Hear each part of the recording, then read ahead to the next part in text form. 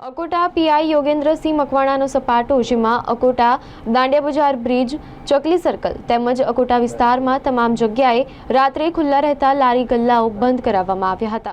Akota PI Yogendrasinh મકવાણાનો સપાટો Akota dandiya બજાર bridge, ચકલી circle તેમજ અકોટા વિસ્તારની તમામ જગ્યાએ રાત્રે ખુલ્લી રહેતી ખાણીપીણીની લારી ગલ્લાઓ બંધ કરાવ્યા હતા। શંકાસ્પદ વાહનોનું ચેકિંગ પણ હાથ ધરવામાં આવ્યું હતું। અનેક દુકાનદારને રાત્રિના 11 વાગે દુકાન બંધ કરવા સૂચના પણ આપવામાં આવી હતી। લારી ગલ્લા પર બેસી રહેતા વગર કામના તત્વોને હટાવી કાલથી નહીં બેસવા સૂચના આપવામાં આવી તેમજ વાહનો ડિટેન કરવામાં આવ્યા। કુલ 51 જેટલા ઈસમોને પણ ડિટેન કરવામાં આવ્યા હતા।